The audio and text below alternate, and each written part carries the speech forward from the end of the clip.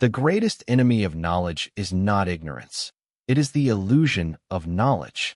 Stephen Hawking said that, and tonight, we're about to shatter 130 illusions you've been carrying your whole life.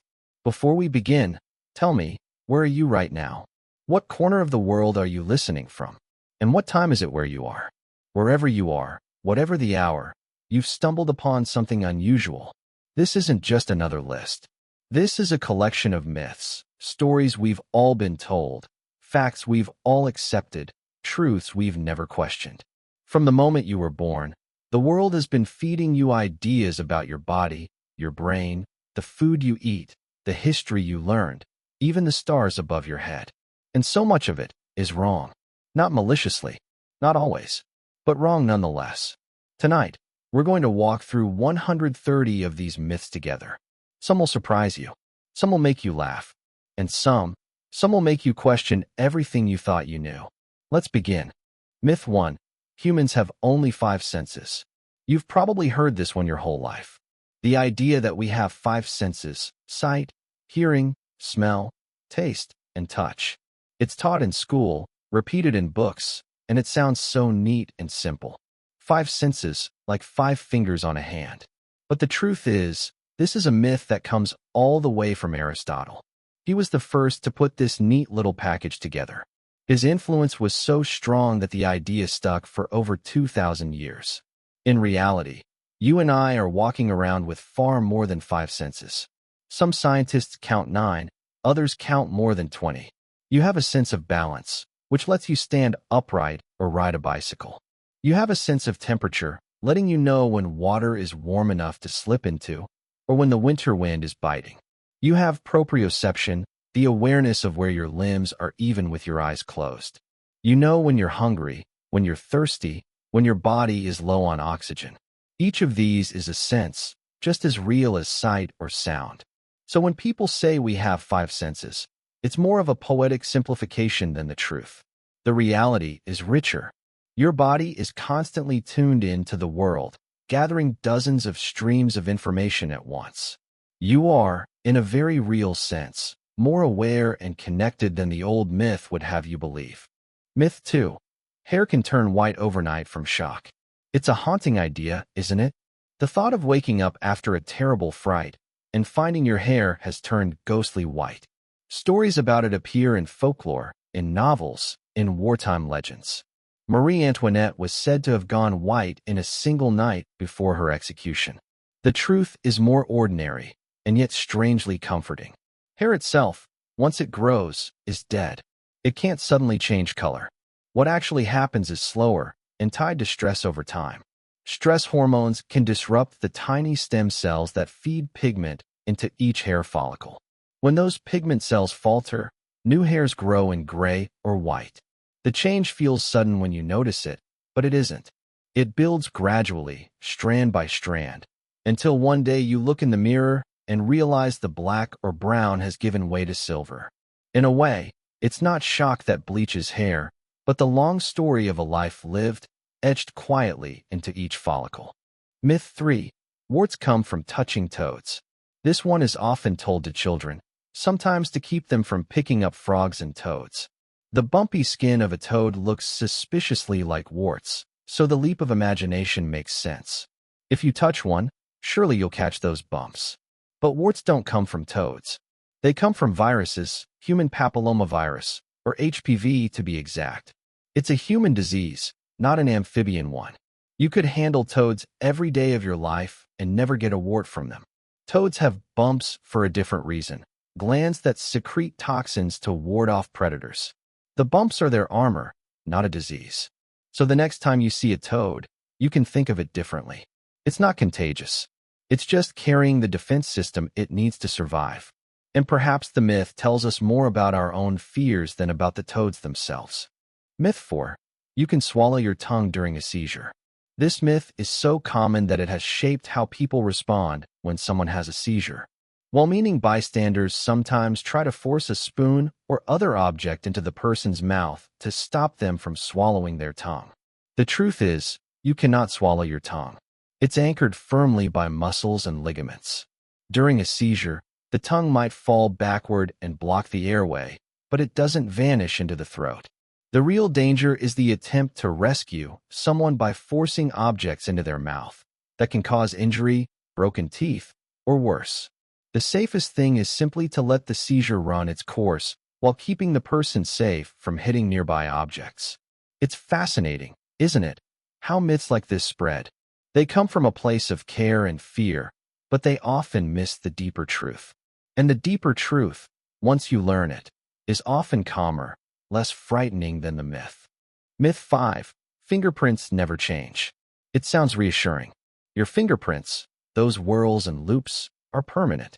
They're your unchanging signature, the mark that makes you uniquely you. That's what we're told when we watch detective shows or hand over fingerprints for identification. But reality is more nuanced. Fingerprints can and do change. Scar tissue can reshape the ridges. Certain skin conditions can wear them down. Even aging has its effects. Ridges can become less distinct, harder to read. There's a famous case of a man who worked with lime for years in construction. The chemical wore down his fingerprints almost completely. In another case, a man undergoing chemotherapy temporarily lost the clarity of his prints. So fingerprints are not eternal carvings. They're durable, yes, but like all parts of the body, they carry the marks of time, environment, and circumstance. In that sense, they tell not just who you are, but what you've lived through. Myth 6. Chewing gum stays in your stomach for 7 years. This one is almost whimsical. As children, many of us were warned, don't swallow your gum. It'll sit in your stomach for 7 years. It's the kind of myth that has just enough mystery to feel plausible. But gum doesn't stay there. It passes through your digestive system like almost everything else. The human body can't break down chewing gum. The base is made of resins and elastomers, but it doesn't cling to the stomach walls. Instead, it moves along, unchanged, and is eventually passed out. Doctors have found cases where large amounts of gum, swallowed regularly, cause blockages, but these are rare and extreme. For the occasional swallowed piece, your body handles it quietly and efficiently. The myth has lingered because it feels like a neat story, a little punishment for carelessness. But the truth is simpler. Gum is stubborn, but not magical. Myth 7. Reading in dim light ruins your eyesight. Perhaps you remember being told this as a child, hunched over a book under the covers with a flashlight. You'll ruin your eyes, someone warned. It was meant to stop you, but also to protect you. The truth is, dim light won't damage your eyes. It can make reading uncomfortable, cause temporary strain or fatigue, but your vision will recover once you return to brighter light. This myth has been passed down for generations because of how real that strain feels. Your eyes ache, words blur, and it seems like something permanent is happening.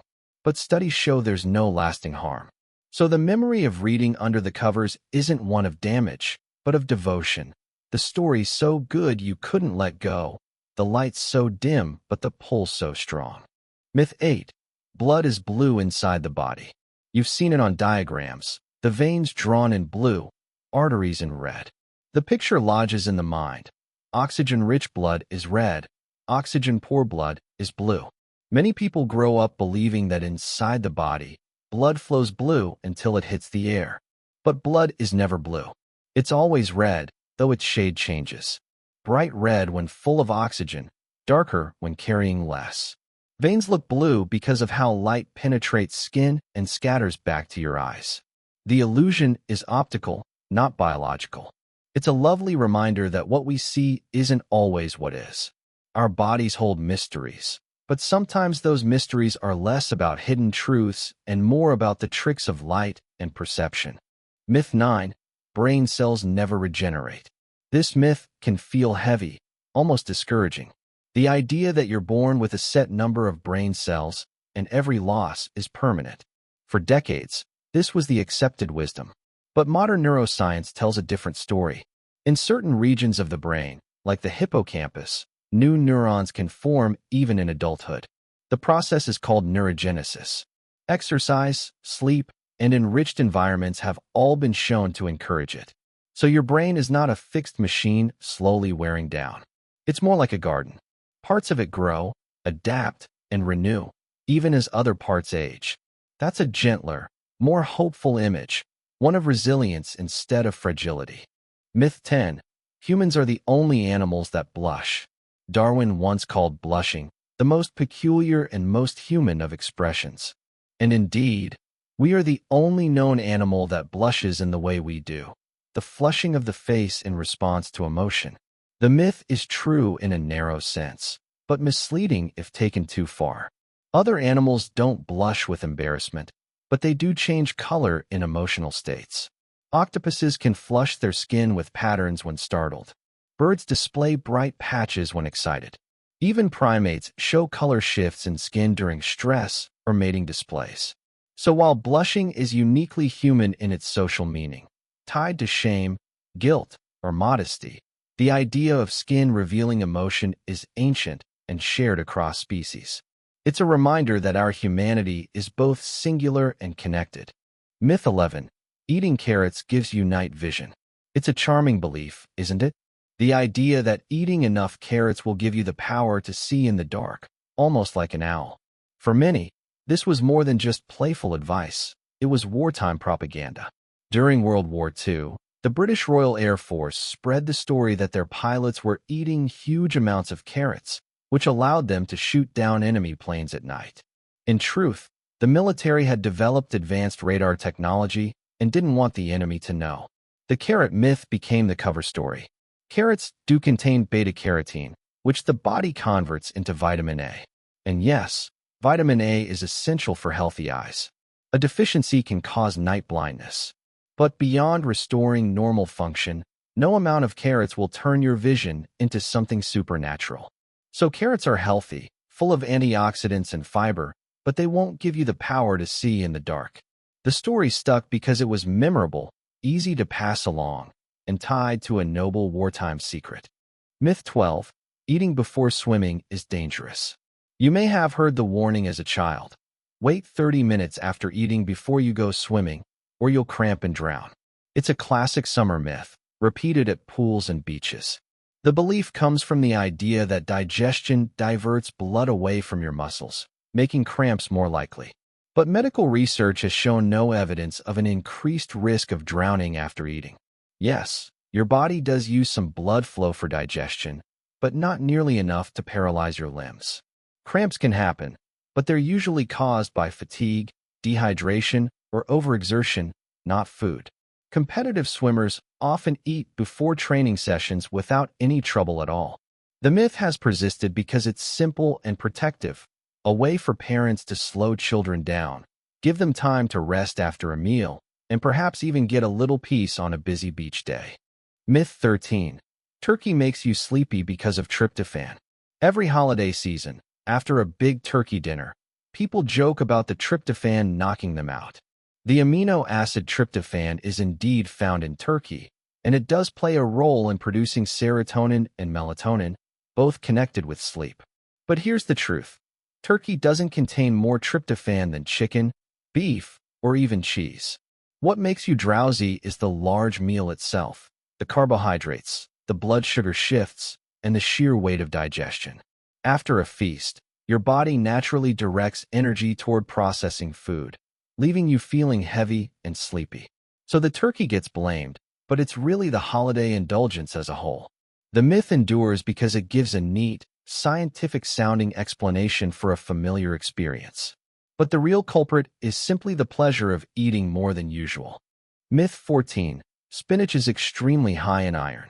This myth traces back to a mistake. In the 19th century, a German chemist recorded spinach's iron content, but he misplaced the decimal point, making it appear 10 times richer in iron than it truly is. The error spread, and spinach became famous as a superfood, even inspiring the cartoon character Popeye, who gained strength from a can of spinach. In reality, spinach is healthy, but it doesn't contain extraordinary amounts of iron compared to other vegetables.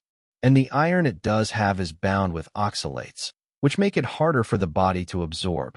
The truth doesn't make spinach less valuable. It's still packed with vitamins A, C, and K, and it's good for you. But the story of spinach as a miracle source of iron is a cautionary tale about how small errors can grow into cultural legends that last for generations. Myth 15. Fast food burgers don't rot. You may have seen photos of burgers supposedly kept for years, still looking intact, like they were frozen in time. This has led to the belief that fast food is filled with chemicals that prevent decay. The truth is simpler and less sinister.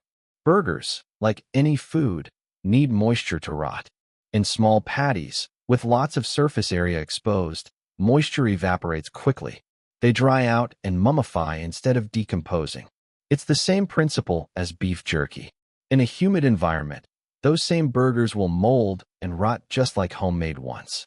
So it isn't preservatives creating eternal burgers. It's just conditions that favor drying over decomposition.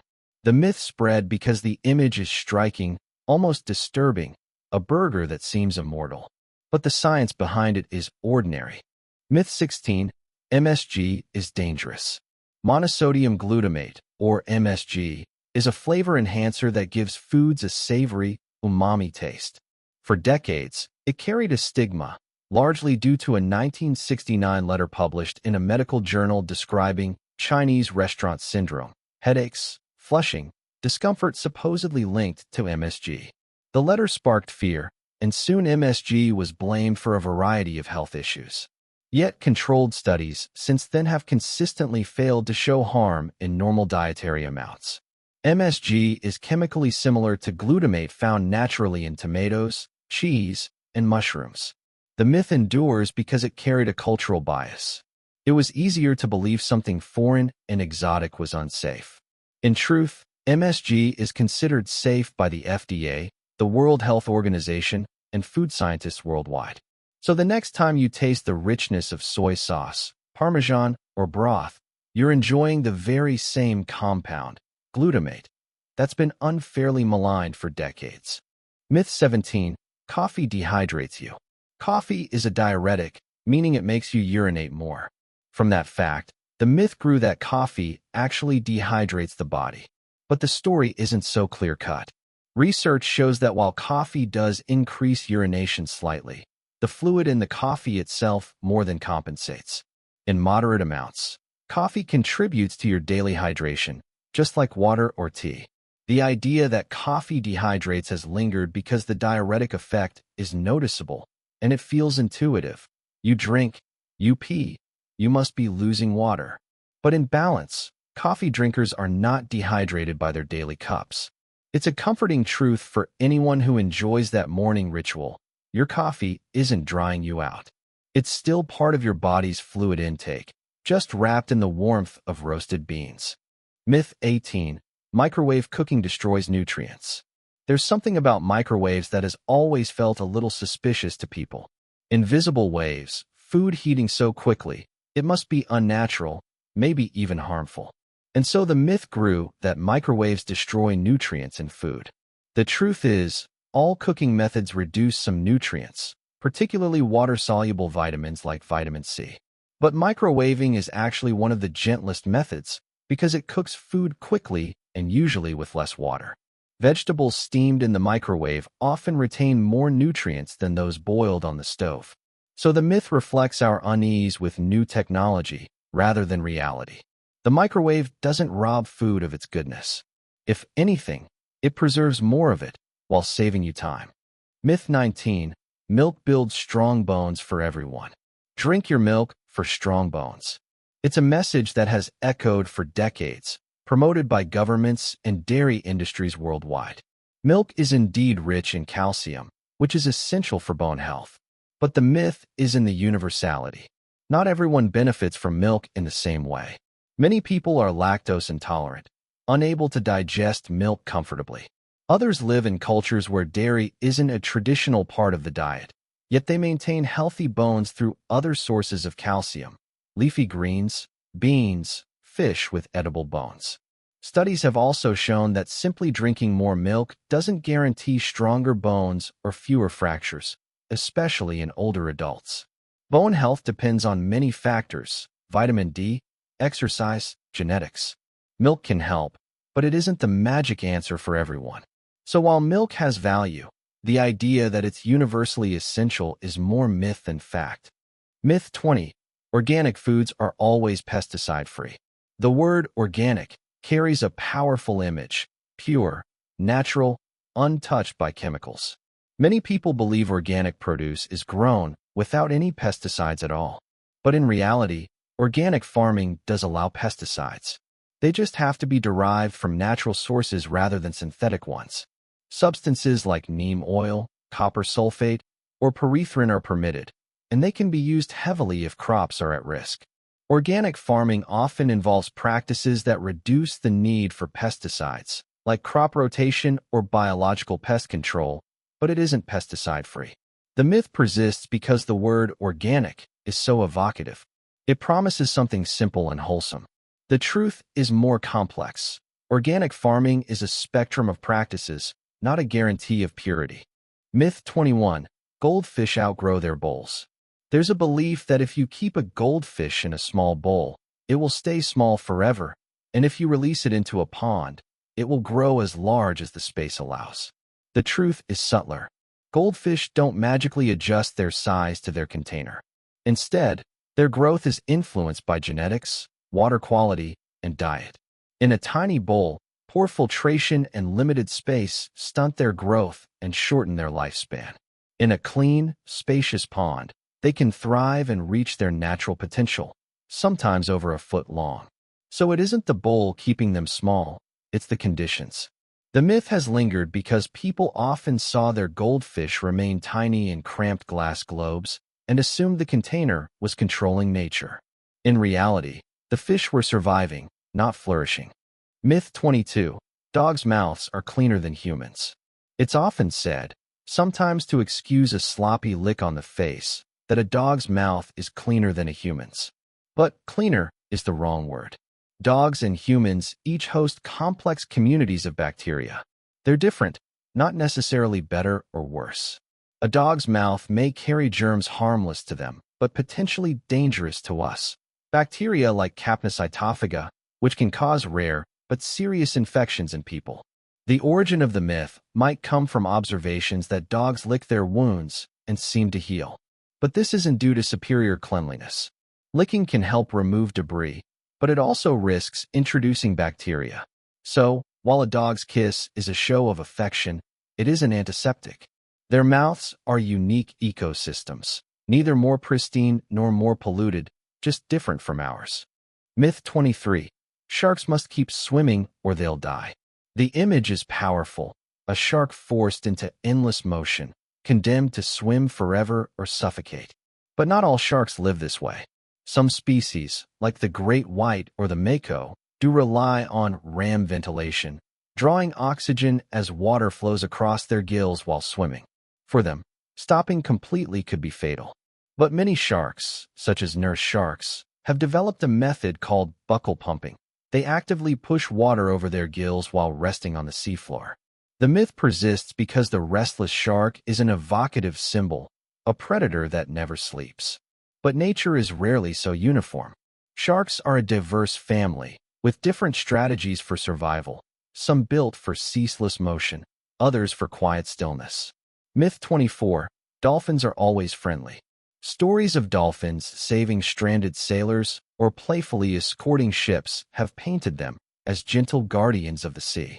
And while dolphins are intelligent and often sociable, they are not always friendly. In the wild, dolphins display aggression, even violence, toward each other and other animals. There are records of dolphins attacking porpoises, sometimes fatally, with no clear reason beyond territorial or social behavior. Male dolphins can also be forceful during mating, forming coalitions, and hurting females. This doesn't diminish their intelligence, it makes them more complex. Like humans, dolphins have a range of behaviors, from cooperative play to calculated aggression. The myth of the always benevolent dolphin has stuck because we crave stories of allies in the animal world. But dolphins are not angels of the ocean. They are fascinating, complicated mammals. Myth 25. Bears hibernate all winter long without waking. The picture many people hold is of a bear curling up in the autumn, falling into a deep, unbroken sleep until spring. But real hibernation is far more dynamic. During winter, bears enter a state called torpor, which is lighter than true hibernation. Their heart rate slows, their metabolism drops, and they can go without eating or drinking for months. But they don't remain unconscious the entire time. Bears can wake up, shift positions, even leave their dens briefly. A mother bear will even give birth during hibernation and care for her cubs in the den. The myth of the unbroken slumber has lasted because it's simple, almost fairy tale-like. But the reality shows how adaptable bears truly are, balancing rest with the need to respond to their environment. Myth 26. Bees die after one sting, always. It's true. For honeybees, stinging a human often means death. Their barbed stinger lodges into thick skin, tearing from the bee's body when it flies away. But not all bees are doomed this way. Other species, like bumblebees and many solitary bees, have smooth stingers they can use repeatedly without fatal damage. And even honeybees can sting other insects without dying because the stinger doesn't get trapped in softer exoskeletons. So the idea that all bees die after one sting oversimplifies a broader truth. The honeybee's sacrifice is a tragic side effect of defending the hive against much larger creatures, a desperate measure of survival. Myth 27. Lemmings commit mass suicide. Few animal myths are as dramatic as the image of lemmings hurling themselves off cliffs in mass suicide. The story became famous in the 1950s, largely because of a Disney nature film, White Wilderness. The filmmakers staged lemmings tumbling into water, and the spectacle cemented the myth. In reality, lemmings do not seek death. They are small rodents with population cycles that rise and fall dramatically. In peak years, overcrowding forces them to migrate in large groups. During these migrations, some may drown crossing rivers or fall from cliffs by accident, but it isn't intentional self-destruction. The myth endures because it's a striking metaphor, often used to describe human behavior. But the truth is more ordinary. Lemmings are survivors of harsh environments, not creatures with a death wish. Myth 28. Owls can turn their heads 360 degrees. The owl's swiveling head is iconic. It seems they can spin it all the way around like a ghostly sentinel. But not quite. Owls can rotate their heads about 270 degrees in either direction, thanks to unique adaptations in their neck bones and blood vessels. This flexibility allows them to see behind themselves without moving their bodies, crucial for a predator that relies on stealth. But a full 360-degree spin is impossible. Their necks, though remarkable, are not supernatural. The exaggeration comes from how startling their movements appear, so fluid, so unlike our own limited range. The reality, though slightly less fantastic, is no less wondrous. A bird designed to observe the world with near-supernatural perception. Myth 29. All bats drink blood. Bats have a dark reputation, tied to vampire legends. But of the more than 1,400 bat species in the world, only 3 feed on blood. And they're found in Latin America, where they typically feed on livestock. Most bats eat fruit, nectar, or insects. They play critical roles in pollination and pest control, helping ecosystems thrive. A single bat can eat thousands of insects in one night, protecting crops and reducing disease-carrying mosquitoes. The vampire bat is the exception, not the rule. Yet the myth has persisted, fueled by Gothic tales and horror films. The truth is that bats are guardians of the night sky, far more likely to help humanity than to harm it. Myth 30. Touching a toad gives you warts. It's a childhood warning, whispered with equal parts disgust and fascination. Touch a toad, and you'll get warts. But warts are caused by the human papillomavirus, not by amphibians. Toads do have bumpy, wart-like glands on their skin, which likely gave rise to the belief. These parotoid glands can secrete toxins to deter predators, but they cannot transmit human skin growths. The myth may have been encouraged by parents hoping to keep children from handling toads, since the secretions can be irritating if rubbed into eyes or mouths. But no wart will ever sprout from a toad's touch. The truth is gentler. Toads are harmless companions of gardens and wetlands, unfairly accused of spreading something they never carried. Myth 31. Cleopatra was Egyptian. When you picture Cleopatra, perhaps you imagine her as the quintessential Egyptian queen, draped in gold and ruling from the banks of the Nile. But the truth is more complicated. Cleopatra VII, the last active ruler of the Ptolemaic kingdom, was not ethnically Egyptian. She was Macedonian Greek, descended from Ptolemy I, one of Alexander the Great's generals.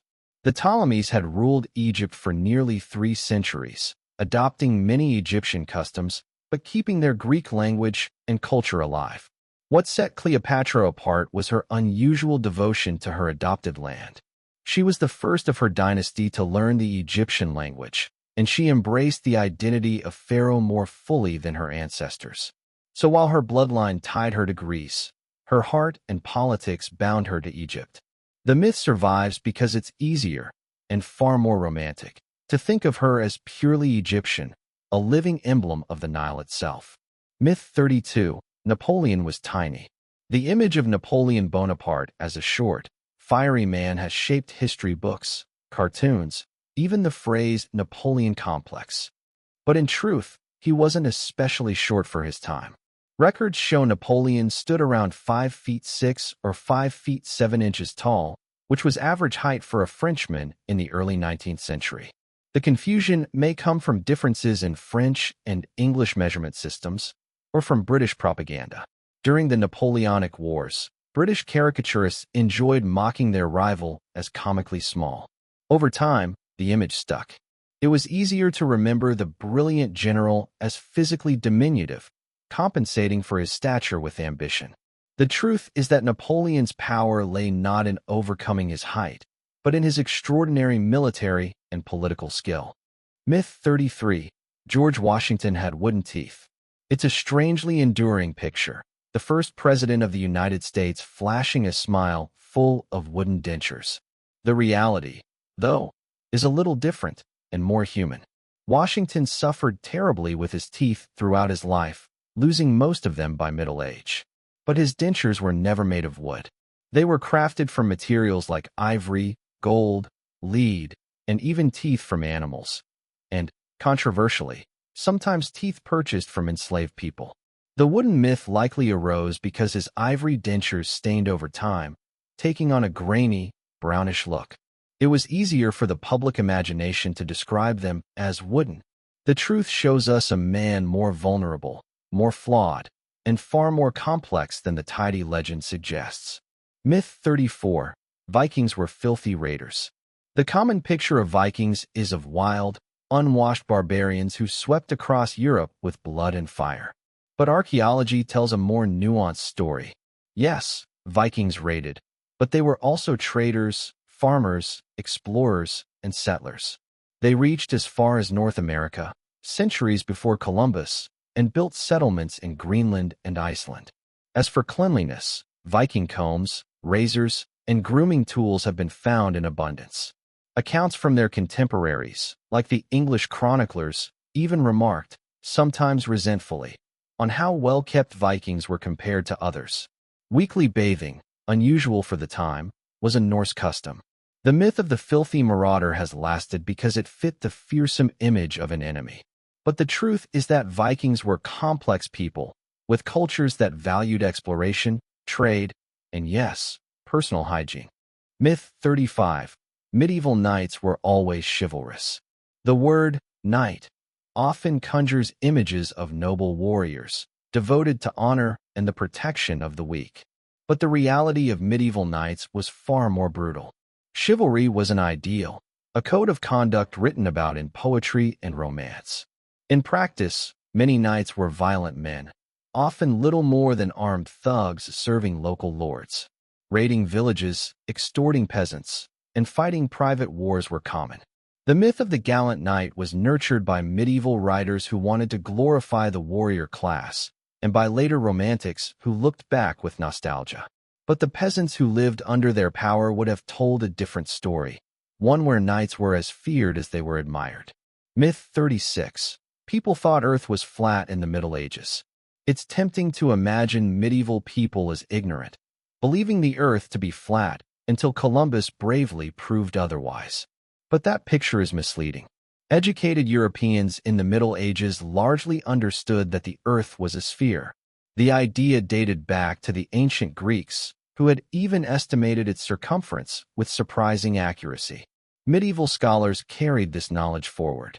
The myth of the flat Earth was popularized much later, in the 19th century, by writers who wanted to paint the Middle Ages as a dark age of ignorance, standing in contrast to modern science. So while flat Earth theories exist today, they weren't the mainstream belief in medieval Europe. The idea that people thought otherwise is itself a legend, one invented to make the past look dimmer than it was. Myth 37. The Great Fire of London killed thousands. In 1666, a fire swept through London, destroying thousands of homes, churches, and businesses. The devastation was enormous. Yet the human toll was surprisingly low.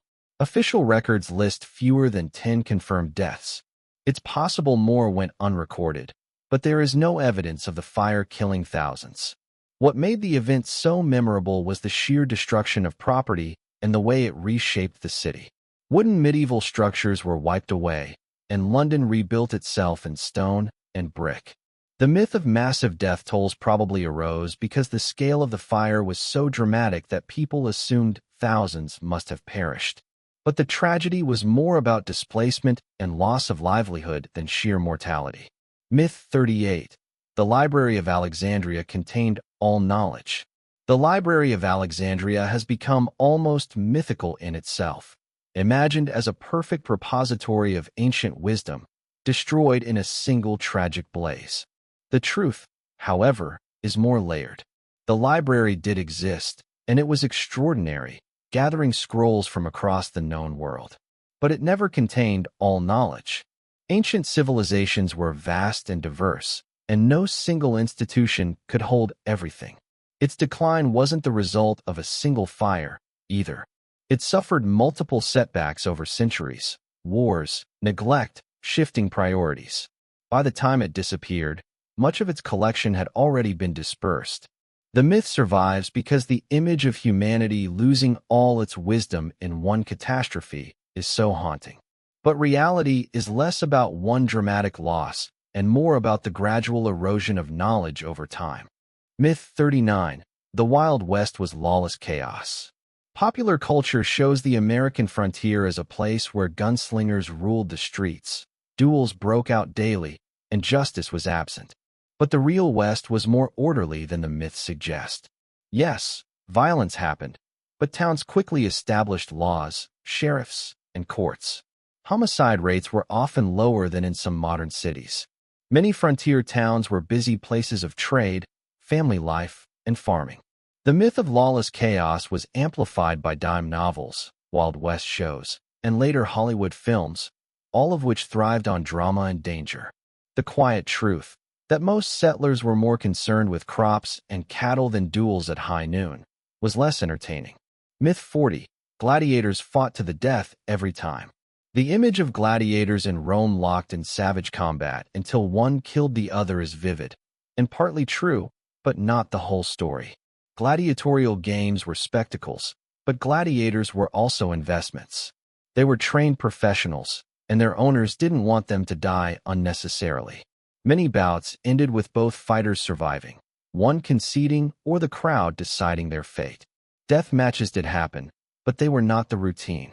In fact, some gladiators achieved fame, wealth, even admiration, becoming celebrities of their age.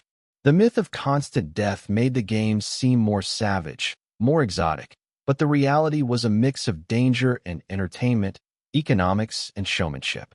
Myth 41. The moon has a permanent dark side. The phrase dark side of the moon sounds mysterious, almost poetic, but it's misleading. There isn't a side of the moon that lives in eternal shadow. What people really mean is the far side, the half we can never see from Earth. The moon is tidally locked, meaning it rotates on its axis at the same rate it orbits Earth. This keeps one face always turned toward us. But both sides get sunlight as the moon circles Earth. The far side has day and night, just as the near side does. The myth caught on because dark side feels dramatic, and because until spacecraft sent images in the 20th century, we had never seen that hidden hemisphere. It was dark to us, not to the sun. Myth 42. The sun is yellow. From Earth, the sun often looks golden, at sunrise, at sunset, or even at midday through the haze of the atmosphere. But if you could see it from space, without that filter, you'd find the sun is not yellow at all. The sun's light is white. It contains all colors of the visible spectrum blended together. Our atmosphere scatters shorter wavelengths like blue and green, leaving behind warmer tones that tint the sun's disk when viewed from the ground. In truth, the sun is a white star, much like countless others in our galaxy. The yellow we see is not its true color, but a trick of our thin, scattering sky. Myth 43. Meteors burn up because of friction. When you watch a meteor streak across the night sky, it's easy to imagine the rock heating up from rubbing against the air, like hands warming from friction. But the real process is different. Meteors glow because they compress the air in front of them. Traveling at tens of thousands of miles per hour, they create intense pressure that heats the air to thousands of degrees. That blazing air in turn heats and ablates the meteor, making it glow. Friction plays a small part, but compression is the real firemaker. The myth has stuck because friction is something we know from everyday life. But atmospheric compression is less intuitive, a hidden force revealed only at cosmic speeds. Myth 44. Black holes suck everything like a vacuum. Black holes sound terrifying, like cosmic drainpipes sucking in everything nearby. But their pull isn't some magical vacuum effect. A black hole's gravity is strong, but it follows the same rules as any other object. If our sun were replaced with a black hole of the same mass, Earth would keep orbiting just as it does now. The only difference would be the loss of sunlight. The danger comes close up. Within a certain distance, the event horizon, nothing, not even light, can escape. But beyond that, a black hole's influence is no different than that of a star or planet of similar mass. The myth of the cosmic vacuum persists because it feels more dramatic. But black holes aren't indiscriminate monsters. They are simply extreme expressions of gravity, woven into the same physics that keeps you on the ground. Myth 45. Venus is Earth's twin. Venus is often called our sister planet. It's similar in size, mass, and composition, orbiting not far from us. For centuries, astronomers imagined it as a lush, perhaps even habitable world, a twin waiting across the void. But when spacecraft finally peered beneath its clouds, the truth was shocking. Venus is a furnace, with surface temperatures hot enough to melt lead and an atmosphere thick with carbon dioxide. Sulfuric acid clouds drift through its skies, and pressures at the surface would crush a human instantly. Venus is a twin only in dimension.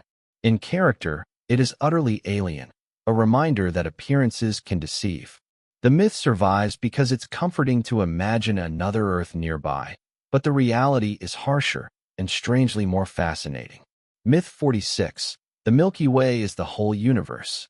For most of human history, people gazed at the band of stars across the night sky and believed it was everything, the entirety of creation. Even as telescopes revealed its spiral shape, many still thought the Milky Way contained all that existed. It wasn't until the 1920s that astronomer Edwin Hubble proved otherwise. By studying distant nebulae, he showed they were actually galaxies, far beyond our own, each containing billions of stars. Suddenly, the universe expanded unimaginably. The Milky Way became one island in a vast cosmic ocean. The myth lingers as a testament to how small our perspective once was, and how radically it changed in a single generation. From one galaxy to trillions, our place in the universe grew at once smaller and more profound. Myth 47. You'd explode unprotected in space. Hollywood loves this idea, a human exposed to the vacuum of space swelling up, popping like a balloon. The truth is less explosive, but still dangerous. In a vacuum, there's no air pressure to balance the gases inside your body. You wouldn't explode, but your skin and tissues would swell slightly. The greater danger is lack of oxygen. You'd lose consciousness in about 15 seconds, and without rescue, death would follow within minutes. Water in your saliva and eyes would start to boil at body temperature, but not in the fiery sense, more like a gentle fizzing. Astronauts wear suits to protect against these effects, but if exposed briefly, the body doesn't shatter. The myth of explosion stuck because it's vivid and cinematic. The truth, though quieter, is no less humbling. In the vacuum of space, life clings by the thinnest of threads. Myth 48. Mars is red all over. When you imagine Mars, you probably picture a planet painted entirely in rusty red. And it's true. Iron oxide dust gives much of its surface a reddish hue. But Mars isn't monochrome. Photographs from rovers reveal a world of variety: golden deserts, butterscotch skies, chocolate brown rocks, and even patches of gray and greenish tones. The polar caps gleam white with frozen carbon dioxide and water ice. In certain light, the skies at sunset glow blue. The myth of the red planet comes from its dominant color when viewed from afar, through telescopes, or even the naked eye. But up close, Mars is far more textured, painted in a palette of subtler shades. Myth 49. The moon is perfectly round. When you look up at the full moon, it seems like a flawless sphere. But in reality, the moon is lopsided. Its shape is slightly squashed, more like an egg than a marble. One side bulges outward, and its far side is quite different from the near side we see. The near side has large, dark plains of volcanic rock, while the far side is rugged and mountainous. This asymmetry is the result of its history, impacts, volcanic activity, and the tidal pull of Earth. The myth of perfection persists because from 384,000 kilometers away, irregularities vanish. The moon looks smooth, serene, symmetrical. But in truth, it is scarred and uneven, like a survivor bearing the marks of billions of years. Myth 50. Stars twinkle because they're small. On a clear night, stars seem to shimmer, as if their tiny size causes them to flicker. But the twinkling has nothing to do with the stars themselves. Starlight travels steadily across space, but when it reaches Earth, it passes through our atmosphere. Air currents, temperature changes, and turbulence bend the light slightly, making it shift in brightness and position. This is what causes the twinkle. Seen from space, above the atmosphere, stars don't twinkle at all. They shine with steady light. Planets, which appear larger to us, are less affected, which is why they seem steadier. The myth of smallness is easy to believe because stars appear so tiny to the naked eye. But their shimmer is not a reflection of size. It's a dance of light through our restless sky. Myth 51.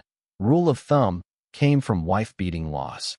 It's a grim story that many people have heard, that the phrase rule of thumb comes from an Old English law allowing a man to beat his wife with a stick no thicker than his thumb. It's unsettling, and perhaps that's why the myth has stuck.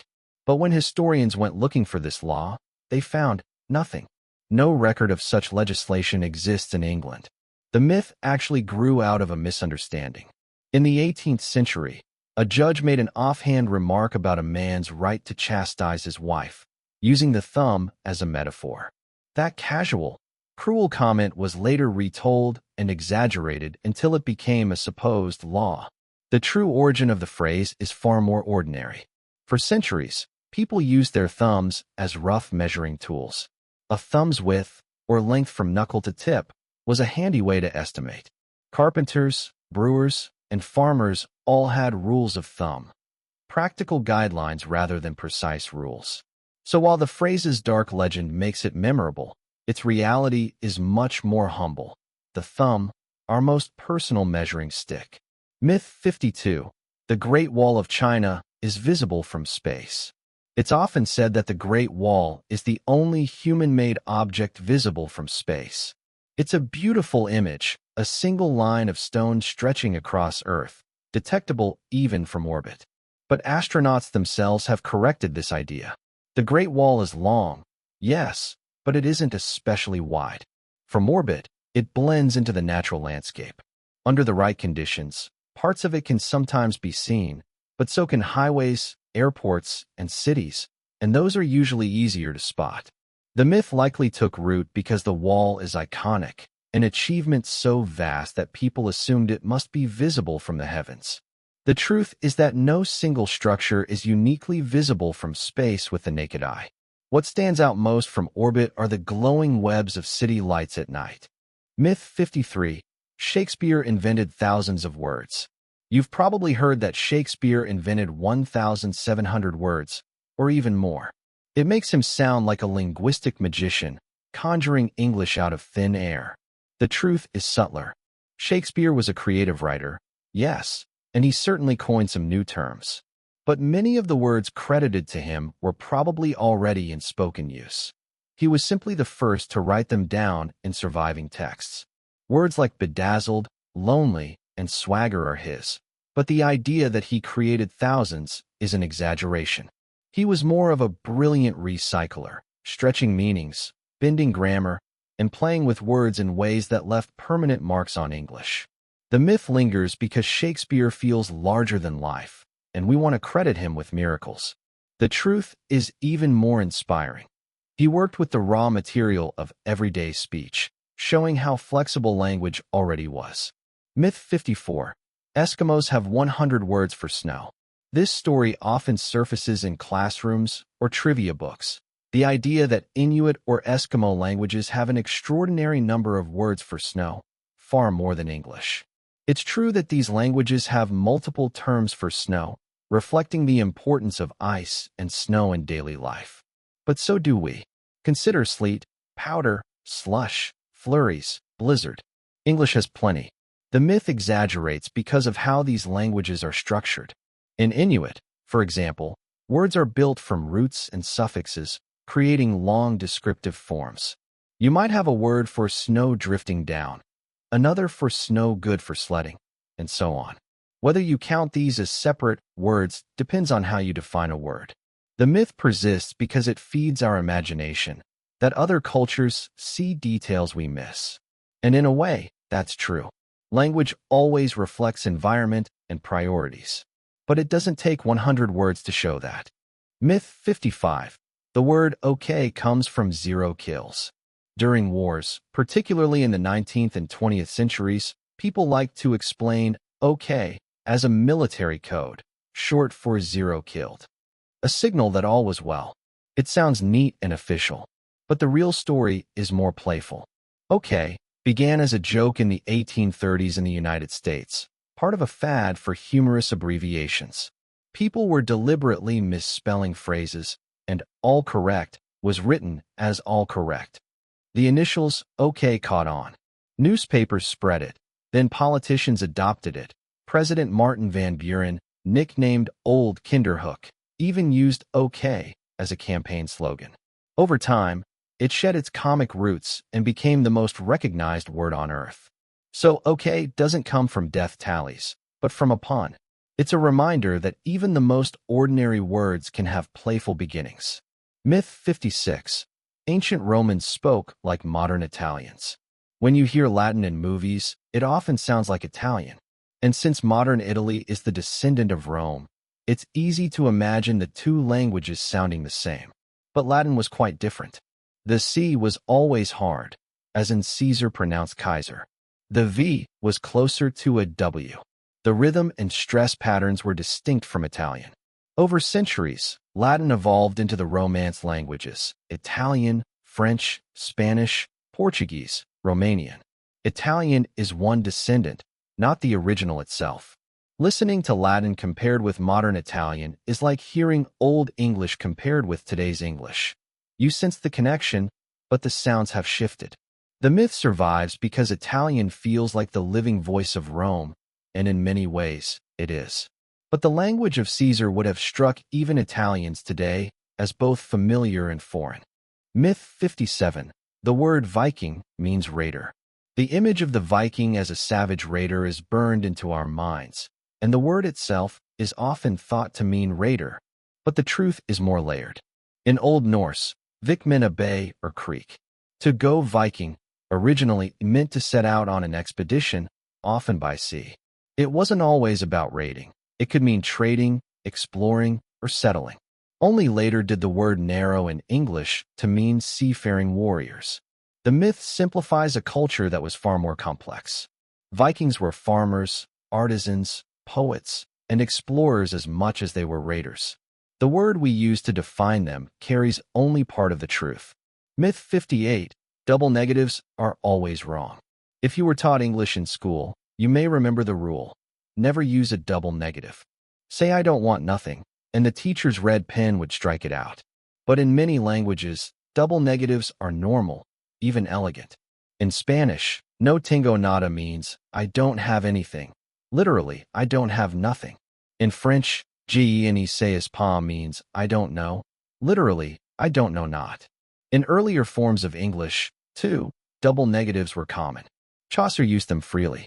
The rule against them only became popular in the 18th century, when grammarians wanted to tidy up English by making it more logical. The myth endures because we associate school rules with correctness. But language doesn't belong to rules, it belongs to usage. In some dialects of English, double negatives remain a natural, powerful way to emphasize. Myth 59. Language is static and unchanging. It's comforting to think of language as fixed, like stone. But in truth, language is more like a river, always moving, always reshaping itself. Words shift meaning over time. Awful once meant awe-inspiring. Girl once meant any young person, regardless of gender. New words arise while others fade. Even the rules of grammar change.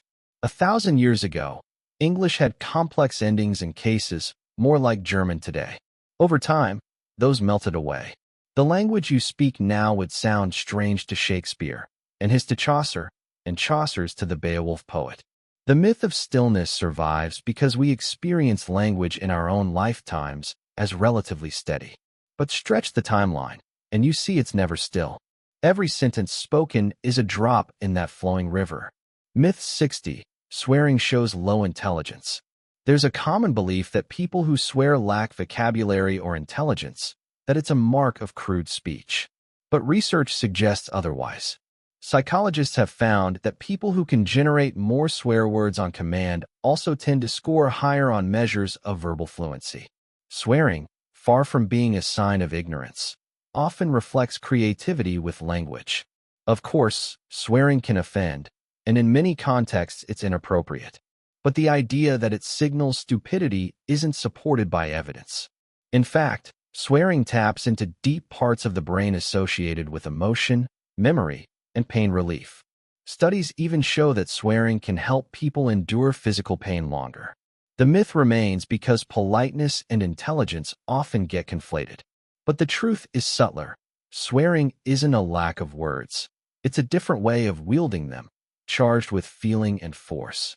Myth 61. People are either left-brained or right-brained. You've likely heard it before. Some people are left-brained, logical and analytical, while others are right-brained, creative and intuitive. It's a tidy way to divide human nature into two categories. But the brain doesn't work in halves. Both hemispheres are deeply connected, constantly sharing information through millions of neural pathways. Creativity, for example, doesn't belong solely to the right side. Logical reasoning doesn't belong only to the left. Tasks involve networks spread across the whole brain.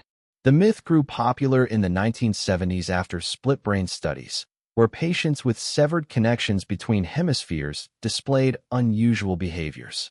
Popular books exaggerated these findings, transforming subtle science into a catchy personality test. In truth, your brain is more of a symphony than two dueling soloists, a vast orchestra of neurons working together, not a battle between left and right. Myth 62. Lie detectors are always accurate. The polygraph test, often called a lie detector, has a powerful reputation. In movies, a subject hooked to wires and sensors can't hide the truth. But in reality, the machine doesn't detect lies at all.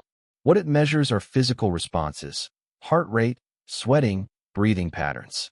These can spike when a person lies, but also when they're anxious, nervous, or simply being questioned. A calm liar may pass, while a nervous truth-teller may fail.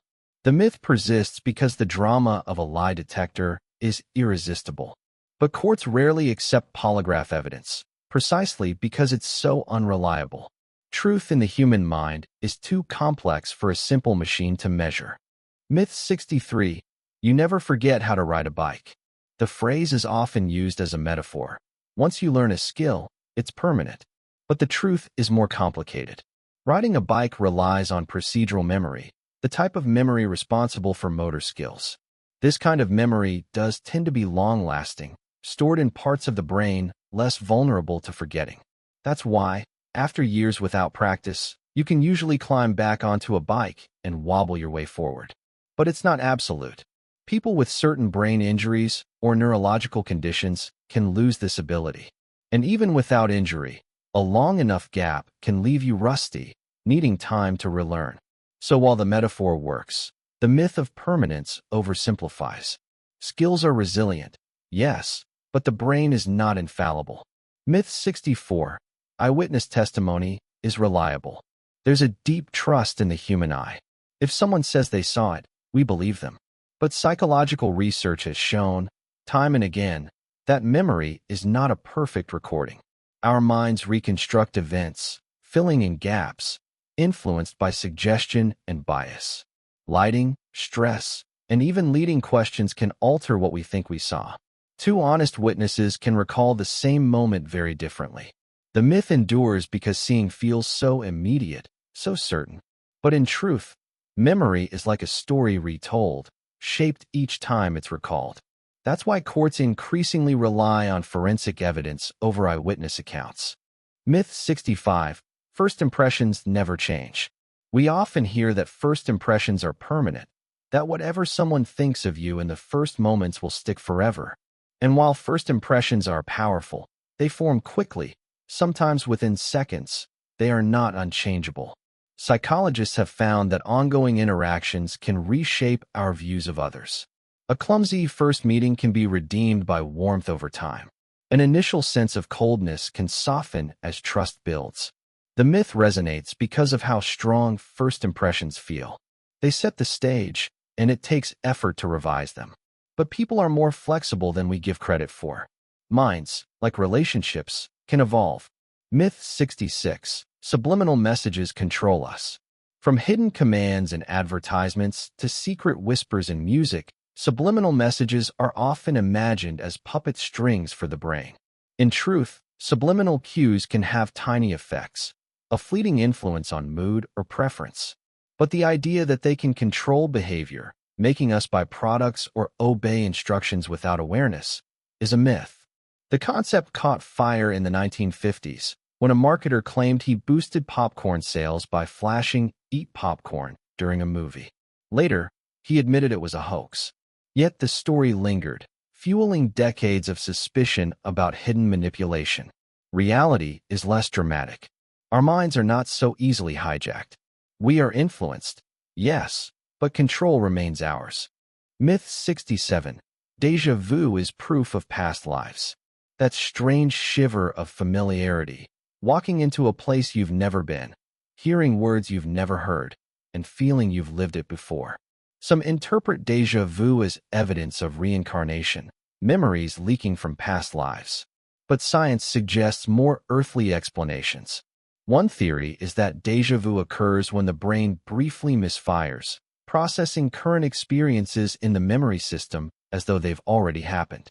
Another idea is that two brain pathways get slightly out of sync, creating a false sense of recognition. The myth endures because déjà vu feels uncanny, mysterious, even spiritual. But while the brain's quirks explain it without past lives, the feeling remains no less wondrous, a reminder of how strange consciousness can be. Myth 68. Introverts hate people. Introversion is often mistaken for dislike of others, as though introverts are antisocial. But introversion is not about hatred, it's about energy. Introverts recharge in solitude, while extroverts recharge in company. That doesn't mean introverts dislike socializing. Many love deep conversations, close friendships, meaningful gatherings. What drains them is overstimulation, not connection itself. The myth survives because behavior is easy to misinterpret. A quiet person at a party may seem aloof, when in reality, they may simply prefer one-on-one talk. The truth is gentler. Introverts don't hate people. They just engage differently. They find richness in reflection and intimacy, not in constant noise. Myth 69. Happiness is determined by success. The story is everywhere. Achieve wealth, status, and recognition, and happiness will follow. It's a tempting equation. But psychological studies reveal the opposite. Happiness doesn't come as a byproduct of success. It often precedes it. People who cultivate gratitude, strong relationships, and resilience tend to achieve more because their mindset empowers them. Chasing external success can lead to a treadmill effect, reaching one goal, only to find the satisfaction fleeting. The myth lingers because society celebrates visible achievement. But happiness is less about trophies and more about inner alignment. Myth 70. More choices always mean more freedom. Imagine a store with hundreds of flavors of jam. It feels liberating to have so many options. Yet research shows that too many choices can overwhelm, leaving people less satisfied and less likely to decide at all. Psychologists call this the paradox of choice. Freedom is not about infinite options, but about meaningful ones. A few well-curated choices often bring more peace than a sea of endless possibilities. The myth endures because choice and freedom are intertwined in our culture. But beyond a certain point, abundance becomes a burden. Simplicity can be the truest freedom. Myth 71. You should fully drain batteries before recharging. For many years, people believed the best way to care for a battery was to drain it completely before plugging it back in. It felt logical, like stretching a muscle to its full length before letting it rest. But that advice belonged to older batteries, made with nickel-cadmium chemistry. Those could suffer from what was called a memory effect, where partial charging sometimes reduced performance. Modern lithium-ion batteries, the kind in your phone, laptop, and even electric car, don't work that way. In fact, letting them drain completely can damage them. They prefer small top-ups, plugging in at 30%, charging up to 80% or 90%. The healthiest pattern is moderation. The myth lingers because we carried old habits into new technology. But the truth is gentler. Batteries are like people. They thrive when cared for steadily, not pushed to extremes. Myth 72. Airplane oxygen masks are just placebo. Some whisper that the yellow cups dropping from the ceiling in a plane emergency don't really deliver oxygen, that they're there to calm passengers, not save them. But the truth is very different. Those masks supply a chemical source of oxygen. When you tug on the mask, it triggers a small reaction that begins producing breathable air. If the cabin pressure drops suddenly, you need that oxygen quickly. At high altitudes, unconsciousness can come in seconds. The myth may have spread because passengers can't feel a rush of air when they breathe through the mask. Oxygen delivery is subtle, almost invisible. But invisible doesn't mean fake. Those masks aren't a placebo. They are one of the most essential safety devices on board. Myth 73. Macs don't get viruses. For years, Apple computers carried a reputation for being immune to viruses. People would joke that PCs caught colds, while Macs lived in perfect health. But no computer is immune. Macs are less commonly targeted than Windows machines, partly because there are fewer of them, and attackers often aim at the largest population. But malware exists for every system. Phishing emails, malicious downloads, and infected websites don't discriminate. The myth thrived because Mac users were, for a long time, safer by numbers. But as their popularity grew, so did the interest of hackers. The truth is simple. Every computer needs vigilance. Myth 74. Incognito mode hides everything. It sounds almost magical. You open a new tab in incognito mode, and suddenly you're invisible. But what incognito really does is modest. It stops your browser from saving your history, cookies, and searches on your device. Your internet provider still sees your traffic. The websites you visit still know you're there. If you sign into an account, that account still remembers your activity. The myth comes from the name itself. Incognito sounds like a cloak of invisibility. In reality, it's closer to wiping chalk from a blackboard at the end of class. The chalk dust still lingers in the air. Myth 75. private browsing protects you from your internet provider. It's tempting to think that because your computer doesn't record a private session, no one else can either. But private browsing is just that, private from others who use your device. Your internet service provider, or employer if you're on a work network, still sees the sites you visit. The only way to hide that traffic is through tools like a VPN, which reroutes your connection, or encryption built into websites. Even then, it's not perfect. The myth survives because the word private feels absolute. But in the world of technology, privacy has layers. Clearing one doesn't erase the others.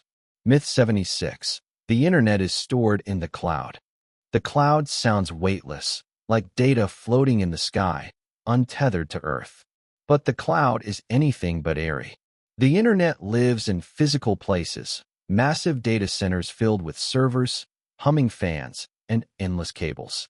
These buildings can be the size of warehouses, consuming as much electricity as a small city.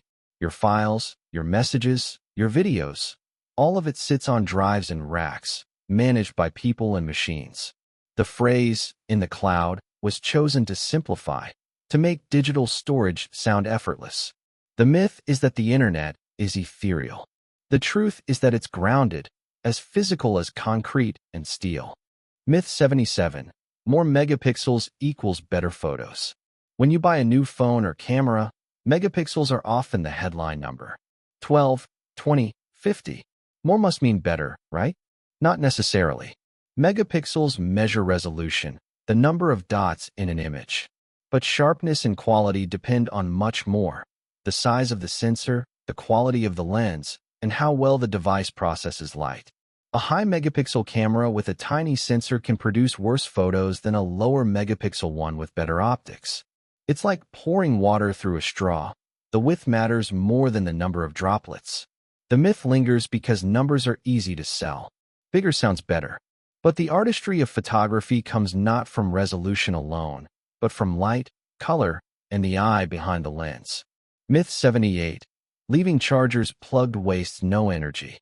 It seems harmless to leave a charger in the wall, even with no device connected. It doesn't buzz, it doesn't glow, but it does sip electricity. Modern chargers use less energy than older ones, often just a fraction of a watt. But across millions of homes, that trickle adds up. The effect is small, but real. The myth persists because the waste is invisible.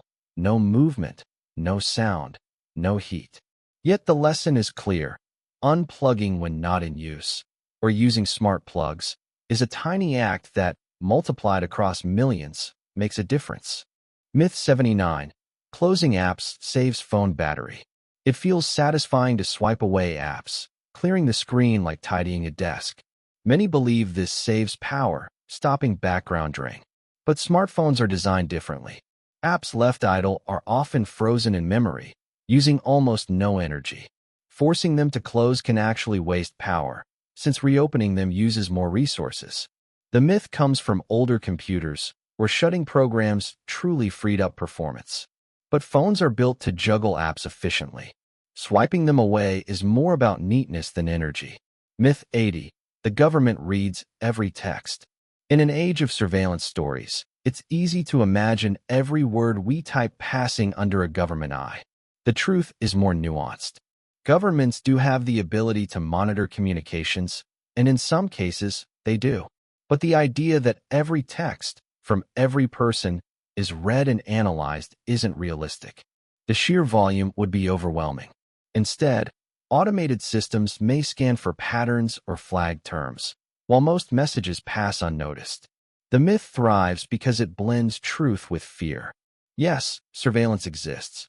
But no one is sitting in a room, reading the millions of birthday wishes and grocery lists sent every minute. Myth 81.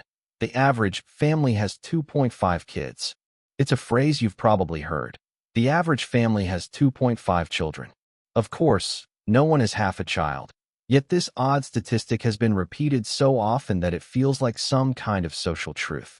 The idea came from census data in the 20th century, when statisticians divided the total number of children by the number of families.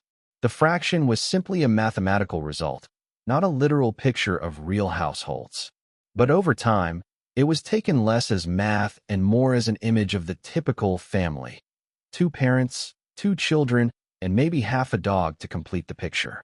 In reality, families have always been diverse: single parents, blended families, child-free couples, and households much larger or smaller than the so-called average. The myth survives because people crave a neat, simple picture of normal life. Yet life itself resists neatness. Myth 82. Fortune cookies are Chinese.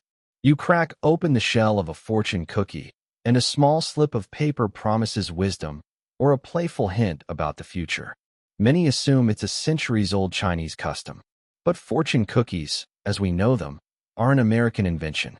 The cookie's origins likely trace back to Japanese immigrants in California in the early 1900s, who made a similar folded cookie called tsujura senbei. Chinese restaurants in the U.S. adopted the idea, and by the mid-20th century, the fortune cookie became associated almost entirely with Chinese dining. If you travel to China today and order a meal, you won't receive one. Many locals see them as something uniquely American. The myth endures because cultural symbols are easily reassigned. Sometimes, a thing becomes more authentic abroad than in its supposed homeland. Myth 83. Red cars cost more to insure. It sounds believable. Red cars stand out, attract attention, and are more likely to get tickets. Surely insurers must charge higher premiums for them. But color doesn't appear anywhere in car insurance formulas. What matters are the driver's record, the car's model, its age, safety features, and repair costs. A red Honda and a blue Honda, driven by the same person, cost the same to insure. The myth likely came from psychology. Red is associated with speed, passion, and risk. People assume that a red car must be driven more aggressively. But insurance companies work on data, not symbolism. The paint doesn't change the price. Myth 84. All leprechauns are Irish folklore. The image of a leprechaun, a tiny bearded man in green with a pot of gold, is tied so strongly to Irish culture that it feels ancient. Yet the modern version of the leprechaun is more of a 19th century American invention than an old Irish one. In traditional Irish folklore, leprechauns were shoemakers, tricksters, and loners, often wearing red instead of green. They were part of a wider family of fairies, not the jolly, rainbow-chasing figures seen today on St. Patrick's Day decorations. When Irish immigrants came to America, their stories blended with commercialism and holiday marketing. Green became the color of Ireland, and leprechauns were recast as friendly mascots of Irishness. The myth lingers because symbols are easy to package and sell, even when they only faintly resemble their origins. Myth 85. The handshake is universal. When 2 people meet, a handshake feels natural, a greeting of respect and equality. It's easy to assume this practice is universal, stretching across all human cultures. But it isn't. Some societies bow instead. Others place hands together in prayer-like gestures, or touch noses, or clasp forearms. In certain places, physical contact in greetings is rare, and a polite distance is preferred. The handshake itself has ancient roots, often explained as a way to show one carried no weapon. But its use is cultural, not human instinct. The myth persists because many societies treat their own customs as common sense. But what feels obvious in one corner of the world may be unusual in another. Myth 86. Kissing is practiced everywhere. Kissing, especially on the lips, is often thought of as a universal sign of affection and love. But anthropologists have found that fewer than half of the world's cultures use kissing romantically. In some societies, physical affection takes other forms: touching faces, rubbing noses, or simply sitting close. Some communities even find lip kissing strange or unappealing. The act itself may not be as instinctive as many believe, but a learned behavior tied to cultural meaning. The myth continues because global media has spread kissing scenes as the language of romance. Movies, television, and novels present it as natural everywhere. But intimacy wears many faces, and kissing is just one of them. Myth 87. All cultures measure time the same way. We live by the clock, the calendar, the steady rhythm of seconds, minutes, and hours. It feels natural, as if all humans have always sliced time into these neat units. But that's far from true. Some cultures count days not in hours, but in events, sunrise to sunset, chores to meals. The ancient Maya had multiple calendars running at once, tracking both ritual cycles and solar years. In Ethiopia, the calendar still runs 7 years behind the Western one. Even the 7-day week is not universal across history. Romans used an 8-day cycle, and in revolutionary France, there was a short-lived 10-day week. The myth comes from the dominance of one system, the Gregorian calendar and the 24-hour clock, which now organizes much of global life. But beneath that shared structure, time is far more flexible than it seems. Myth 88. Left-handedness is a modern problem. To be left-handed has often been seen as unusual, sometimes even suspicious. Some assume it's a quirk of modern life, a product of schools or parenting. But evidence of left-handedness stretches deep into history. Ancient cave paintings show outlines of hands, many of them left hands used as stencils. Skeletal remains suggest that left dominance in tasks has always existed. What changed over time was not the presence of left-handed people, but the tolerance for them. In many cultures, left-handedness was discouraged, linked to superstition or ideas of clumsiness. The word sinister itself comes from the Latin for left. Only recently have people been free to write, eat, and live naturally with their dominant hand. The myth survives because history often rewrote left-handedness as error rather than variation. Myth 89. Money makes people happier without limit. It feels intuitive. More money means more comfort, more security, more happiness. And in truth, poverty does bring hardship, while financial stability relieves stress. But studies show that after a certain threshold, happiness levels tend to flatten. The number varies depending on society, but once basic needs and a degree of comfort are met, additional wealth doesn't guarantee more joy. It may bring new pressures, competition, isolation, or endless striving. The myth holds on because money is measurable and happiness is not. It's easier to chase a number than to define contentment. But contentment, it seems, depends more on relationships, purpose, and health than on an endless climb of income. Myth 90. Democracy was invented in America.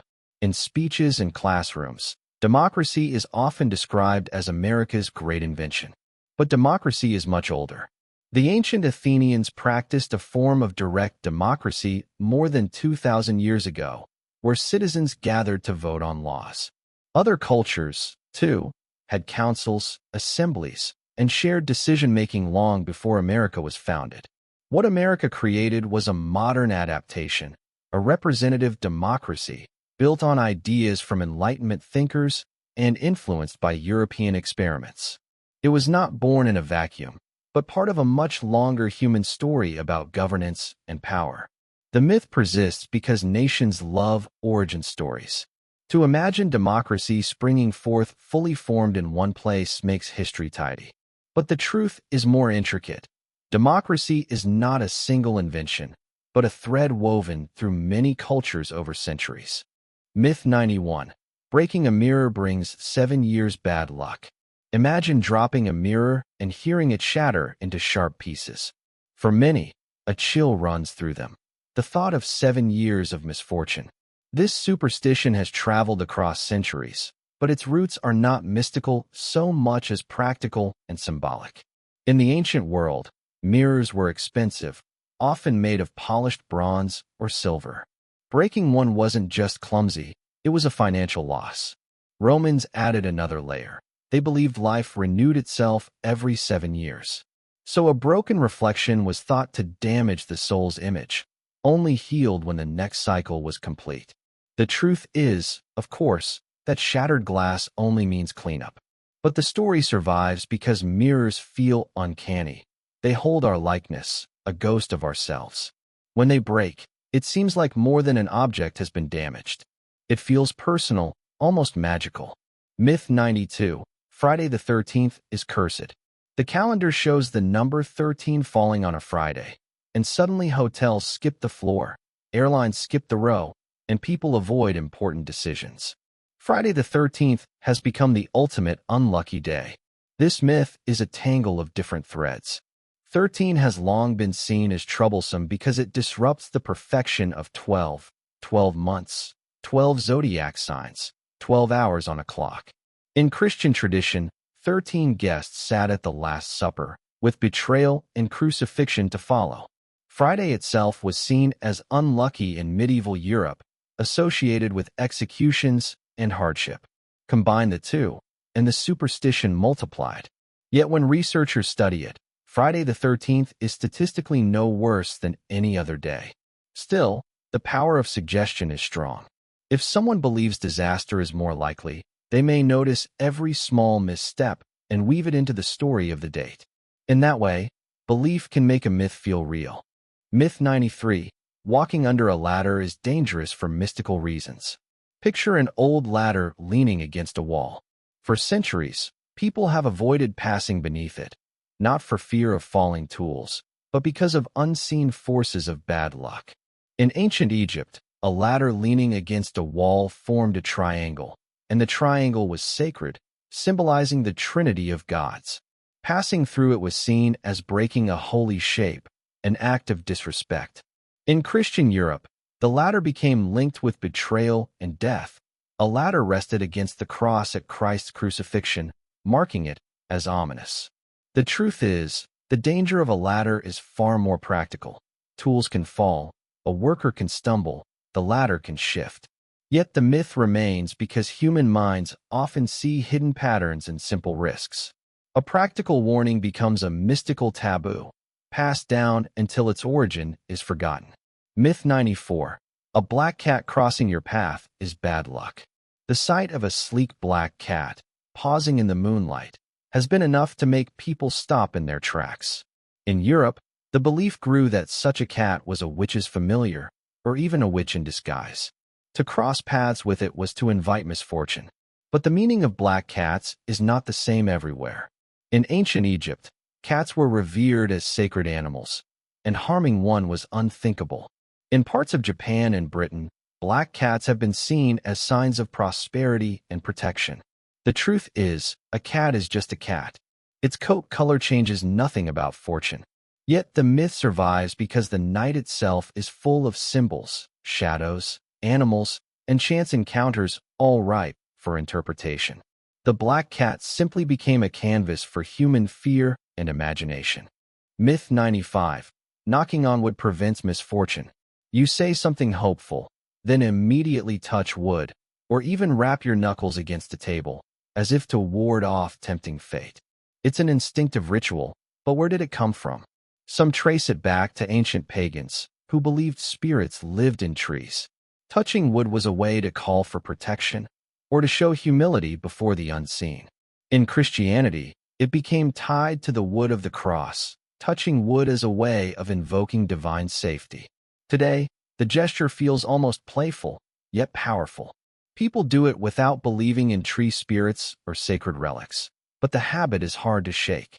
It's a superstition reduced to a ritual, a small knock that reassures the mind, even if it changes nothing. Myth 96. Horseshoes above doors bring luck. A worn iron horseshoe nailed above a doorway has long been thought to keep misfortune away. The curve of the shoe, the sturdy iron, the position above the home, all of it feels charged with meaning. The origins are a mix of folklore. In medieval Europe, iron was believed to repel evil spirits. The crescent shape resembled the protective arc of the moon. One legend tells of Saint Dunstan, a blacksmith who tricked the devil into promising never to enter a home guarded by a horseshoe. The shoe's position also matters. Some say the ends should point upward, holding the luck inside like a cup. Others argue they should point downward, pouring luck over all who enter. The truth, of course, is that it's simply an old piece of metal. But symbols work because we believe in them, and the horseshoe has clung to doorframes for centuries as a quiet guardian. Myth 97. Four-leaf clovers guarantee good fortune. The search for a four-leaf clover in a field of green feels like a small treasure hunt. Finding one has been considered a sign of extraordinary luck, a charm against misfortune. The rarity is part of the power. Most clovers have 3 leaves, so the fourth stands out as unusual, special, chosen. In Celtic tradition, clovers were linked to protection, and the 4-leaf variety was thought to ward off evil spirits. In modern times, it's become a general token of luck, detached from deeper meanings. In reality, 4-leaf clovers are genetic variations, uncommon, but not mystical. The odds of finding one are about 1 in 5,000. Yet that rarity makes them feel enchanted, as though the plant itself has offered a secret gift to whoever bends low enough to notice. Myth 98. Wishbones predict destiny. At a holiday meal, 2 people pull apart a brittle wishbone, each silently making a wish. Whoever ends up with the larger piece is said to have their wish granted. This tradition goes back to ancient Etruscans and Romans, who saw birds as messengers of fate.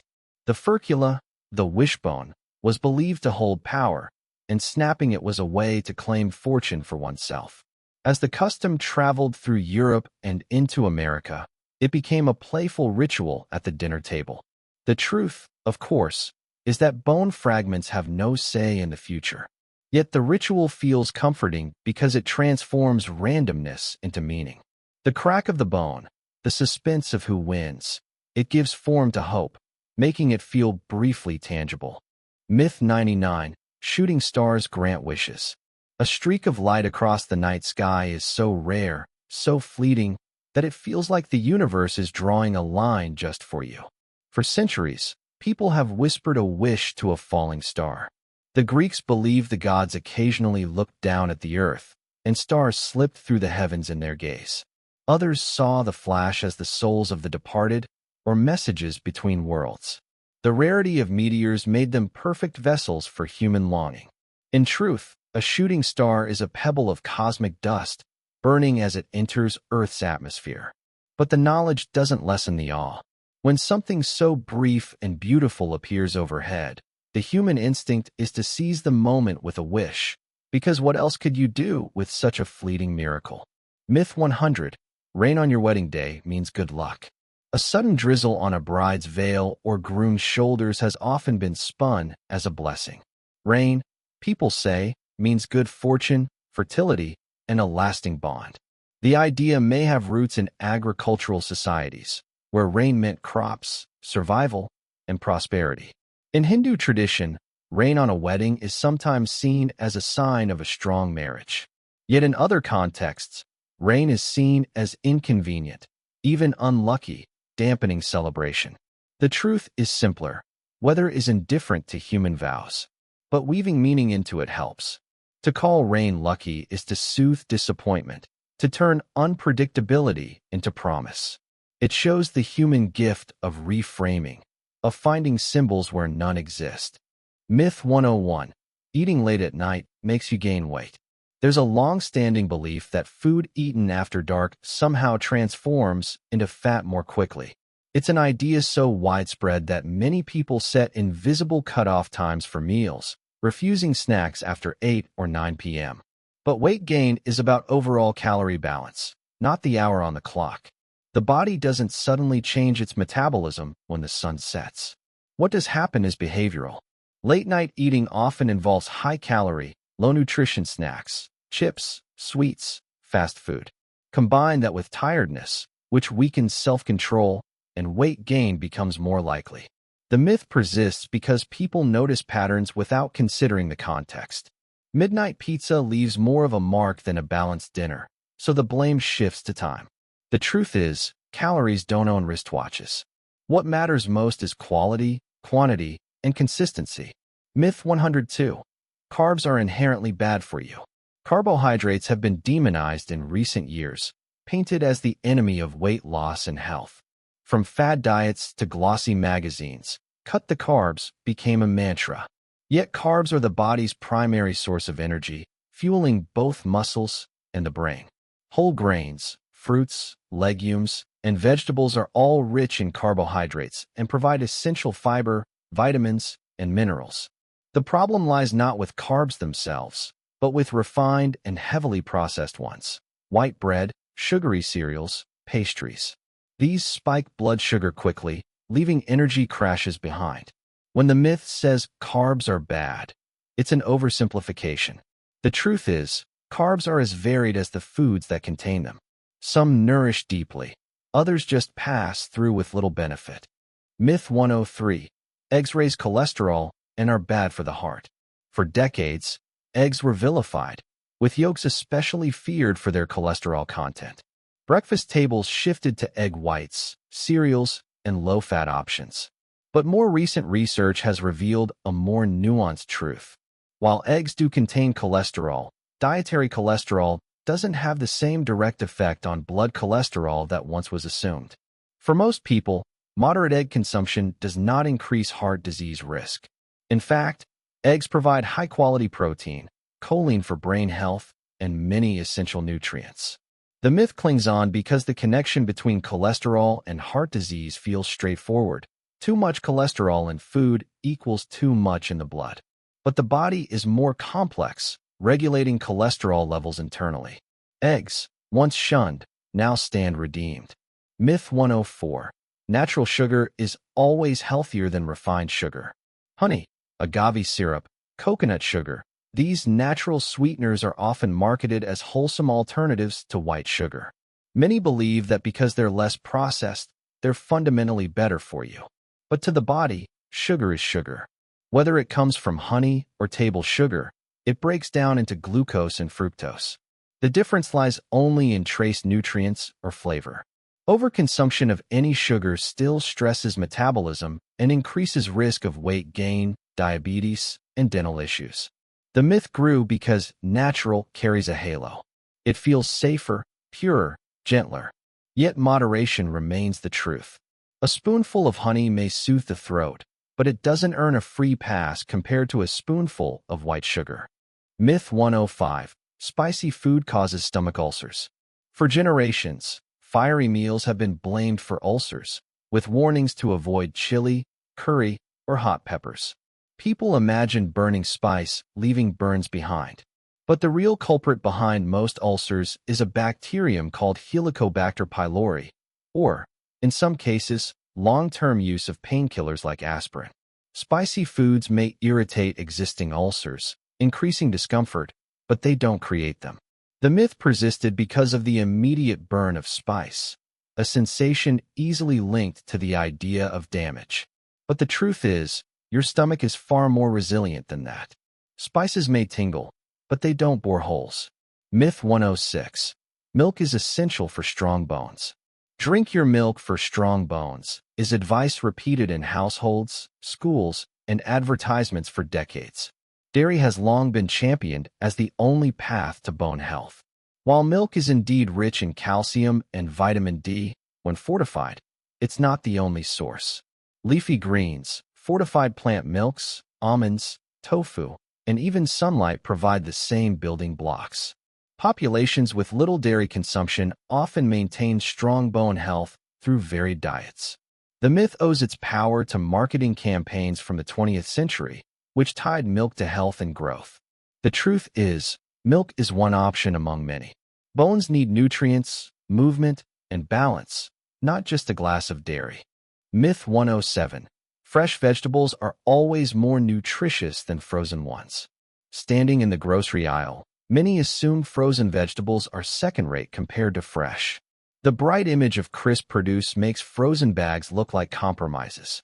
But often, frozen vegetables are picked and flash frozen at peak ripeness, locking in nutrients. Fresh produce, in contrast, may travel for days or weeks before reaching shelves, slowly losing vitamins along the way. Frozen isn't inferior. In some cases, it's nutritionally superior. The myth thrives on appearances. Fresh looks vibrant, while frozen looks processed. The truth is, the freezer can be a farm's time capsule. Myth 108. Coffee stunts your growth. Parents have long warned children to avoid coffee, claiming it would make them shorter. The myth became a cultural fixture, passed along without question. But there's no scientific evidence linking coffee to stunted growth. The idea may have arisen from early concerns about caffeine affecting calcium absorption, but later studies showed the effect was too small to matter.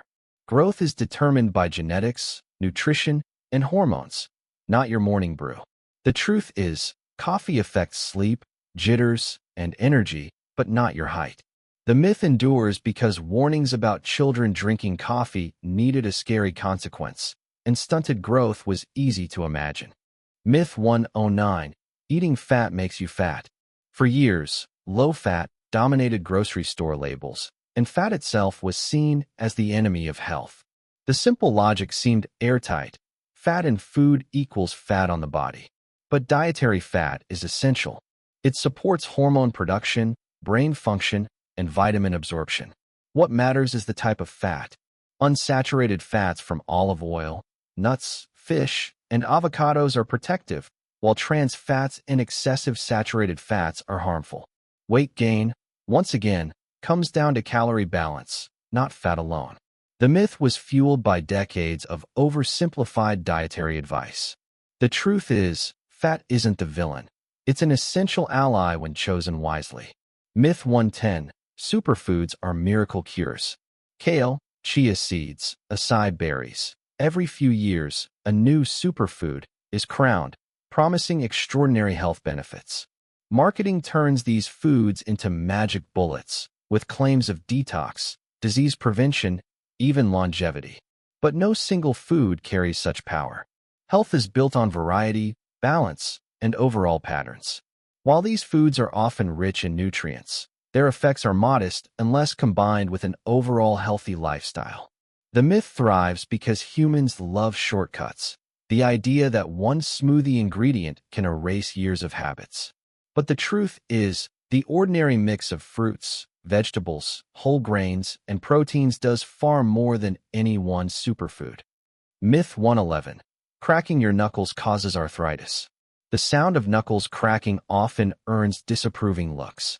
For decades, people have warned that the habit will one day lead to swollen, arthritic fingers. The myth likely arose because the popping noise seems harsh, as though the joints are being damaged. Pair that with the stiffness of arthritis, and the two became linked in popular imagination. The truth is more benign. The cracking sound comes from gas bubbles collapsing within the joint fluid, not from bones grinding. Numerous studies have looked at habitual knuckle crackers, and none have found a greater risk of arthritis compared to those who abstain.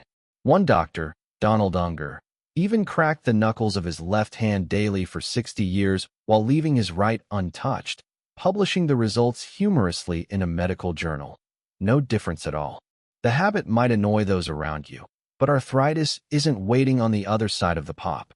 Myth 112: you should drink 8 glasses of water a day. 8 glasses a day is repeated as though it were a law of biology. Many feel guilty if they've only had 5 or 6, even if they're not thirsty. But this rule has no solid scientific origin. It likely came from a 1940s nutrition report that mentioned total daily fluid intake, including food, coffee, and tea. Yet over time, only the 8 glasses of water part survived. Hydration needs vary widely. Climate, diet, activity, and body size all play roles. Water-rich foods like fruits and soups also count. The body is well equipped with its own alarm system, thirst. Listening to that is often more reliable than tallying cups. The myth persists because it's simple and memorable. The truth is less tidy. Your body knows what it needs, and it rarely measures in exact glasses. Myth 113: shaving makes hair grow back thicker. The first time a young person shaves, the regrowth often feels darker, rougher, and thicker, sparking the belief that shaving changes the hair itself. In reality, shaving cuts hair at the surface. The blunt tip that grows back feels coarser, but the follicle beneath hasn't changed. Hair color, thickness, and growth speed are all determined by genetics and hormones, not razors. The myth has endured partly because of timing. Adolescents begin shaving just as hormones are naturally changing hair patterns, so shaving and new growth seem connected. The truth is, the razor only changes appearances, not biology. Myth 114: vaccines cause autism. Few medical myths have been as damaging as this one. It began in 1998 with a small, fraudulent study by Andrew Wakefield, which suggested a link between the MMR vaccine and autism. Though the study was later retracted and discredited, its shadow has lingered for decades. Extensive research has since examined millions of children worldwide, finding no connection between vaccines and autism. The persistence of the myth owes to fear. Parents are protective, and autism diagnoses often emerge around the same age vaccines are given, creating an easy but false correlation. The truth is clear. Vaccines save lives, protecting against once devastating diseases. The myth has caused real harm by reducing vaccination rates, allowing outbreaks of measles and other illnesses to resurface. Myth 115. Cold weather makes you sick.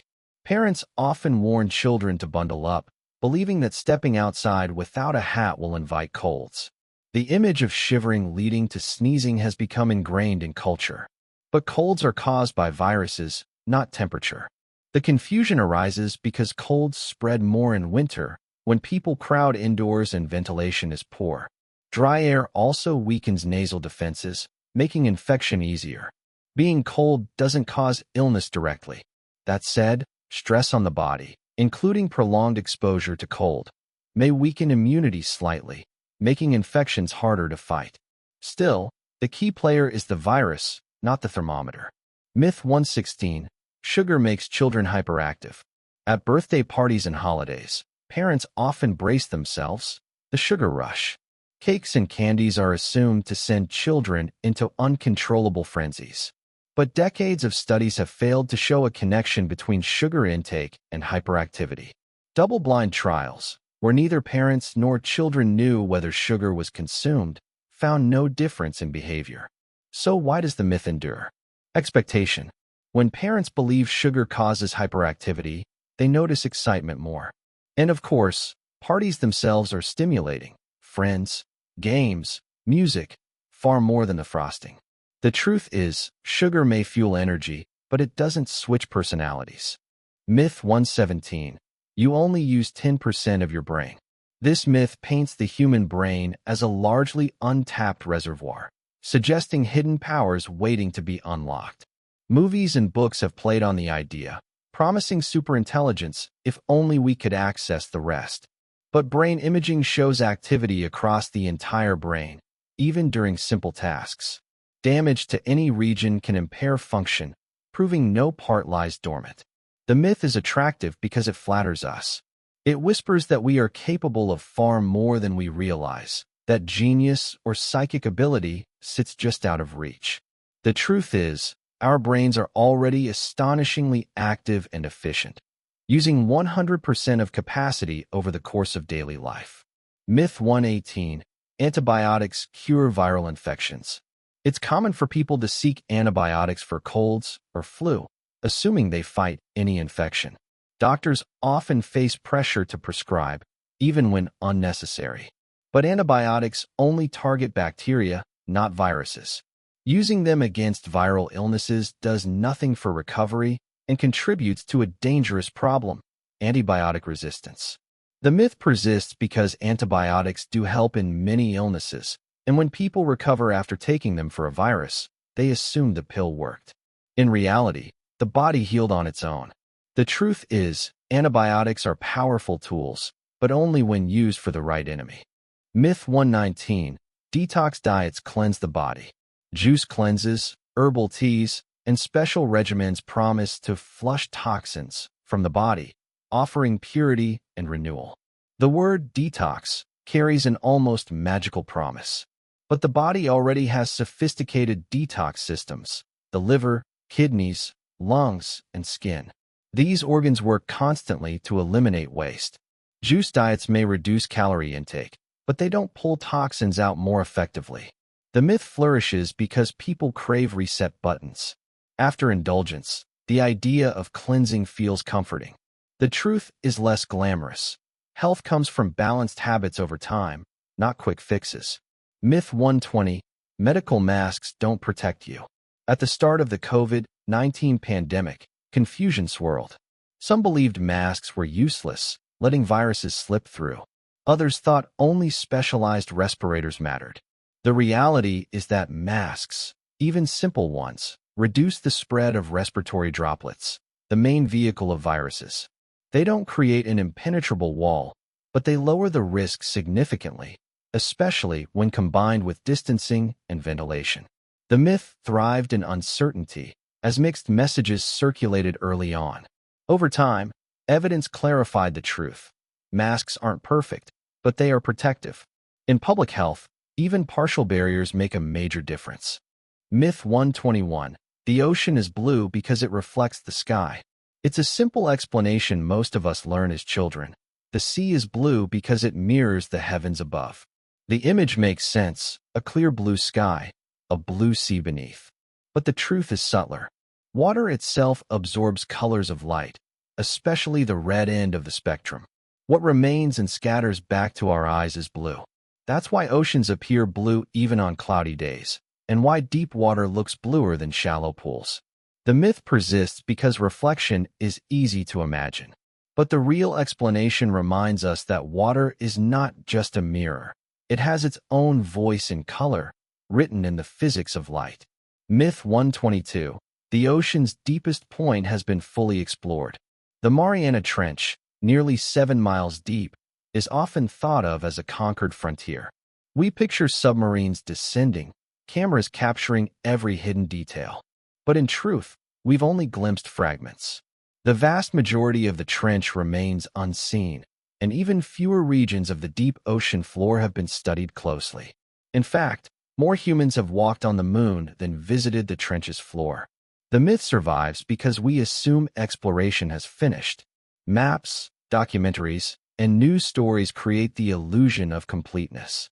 But the ocean still holds secrets, whole landscapes waiting quietly in the dark. Myth 123. Sharks can smell a single drop of blood miles away. The idea of a shark detecting a drop of blood from across the ocean is terrifying, fueling countless movies and fears. Sharks do have extraordinary senses of smell. Some can detect a tiny amount of blood in vast amounts of water. But the miles away claim is an exaggeration. In reality, their range is measured in hundreds of meters, not oceans apart. The myth lingers because it exaggerates truth. Sharks are skilled hunters, but they're not supernatural. The truth is awe-inspiring enough, a predator tuned to survival, but not omniscient. Myth 124. Whales spray water from their blowholes. Children's books and cartoons often show whales shooting streams of water into the air, like living fountains. But blowholes are not spouts of seawater. They're nostrils. When whales surface, they exhale warm air forcefully, which condenses into a misty spray. Any water mixed in is from the surface, not from inside the animal. The myth endures because the spray looks like water. But the truth is even more beautiful. Every exhale is a visible reminder of breath itself, life breaking through the ocean's surface. Myth 125. The Bermuda Triangle swallows ships and planes mysteriously. Stories of the Bermuda Triangle, a cursed patch of ocean between Miami, Bermuda, and Puerto Rico, have filled books and television specials for decades. Disappearances are attributed to aliens, magnetic anomalies, or portals. In reality, the region sees heavy traffic, and its supposed mysteries often involve storms, human error, or exaggerated retellings. Studies show no higher rate of disappearance than any other busy ocean area. The myth thrives because mystery sells. The unknown feeds imagination, while the mundane truth feels less thrilling. Yet even without curses, the ocean's power commands respect. Myth 126. The ocean is an endless resource. For centuries, people treated the sea as infinite. Fish seemed uncountable, and the waters appeared capable of absorbing anything humans threw in. But we now know this is false. Overfishing has collapsed species once thought inexhaustible, like cod in the North Atlantic. Plastic waste accumulates in gyres, forming floating islands of debris. Coral reefs, delicate ecosystems, face bleaching and destruction. The myth of limitlessness was comforting, the ocean as an eternal provider. The truth is sobering. The ocean is vast, but fragile, shaped by our choices. Myth 127. Giant squids are only legends. For centuries, sailors told tales of monstrous squids dragging ships into the abyss. Many dismissed them as fantasy, lumped with mermaids and sea serpents. Yet in the 21st century, cameras finally captured giant squids alive in the deep. They are real, massive creatures with eyes the size of dinner plates. They do not sink ships, but their existence shows how much hides beneath the surface. The myth turned out to be not entirely false, just dramatized. Sailors' stories exaggerated size and danger, but they were rooted in glimpses of a true Leviathan. Myth 128. The tides are caused only by the moon. It's easy to think of tides as the moon's doing, since lunar pull is often credited. Indeed, the moon's gravity is a major driver. But the sun also plays a role, shaping spring and neap tides when its pull aligns or counteracts the moon's. Coastal geography and Earth's rotation further complicate patterns. The myth survives because the moon's effect is so visible and easy to explain. The truth is more intricate. Tides are a symphony, with multiple celestial and earthly players. Myth 129. Dolphins are always playful and harmless. Dolphins, with their smiling appearance and acrobatics, are often seen as friendly companions of the sea. Stories of dolphins rescuing swimmers reinforce the image. But dolphins are wild animals, capable of aggression. They fight each other, hunt cooperatively, and sometimes behave violently toward other creatures. They are intelligent, yes, but not domesticated pets. The myth survives because we project human qualities onto them, interpreting curiosity as kindness. The truth reminds us, dolphins are complex beings, not caricatures of joy. Myth 130. The ocean floor is flat and featureless. Many imagine the seabed as a dull, sandy plain. Without pictures, it's easy to think the depths are monotonous. In reality, the ocean floor holds mountains taller than Everest, vast trenches, volcanoes, ridges, and valleys. Hydrothermal vents spew mineral-rich water, supporting alien ecosystems. Entire landscapes thrive unseen, more dramatic than anything on land. The myth lingers because maps show oceans as blank blue, hiding the terrain beneath. The truth is that Earth's greatest mountains and deepest valleys lie not on continents, but under waves. Myth 130. The ocean floor is flat and featureless. Many imagine the seabed as a dull, sandy plain. Without pictures, it's easy to think the depths are monotonous. In reality, the ocean floor holds mountains taller than Everest, vast trenches, volcanoes, ridges, and valleys. Hydrothermal vents spew mineral-rich water, supporting alien ecosystems. Entire landscapes thrive unseen, more dramatic than anything on land. The myth lingers because maps show oceans as blank blue, hiding the terrain beneath. The truth is that Earth's greatest mountains and deepest valleys lie not on continents, but under waves.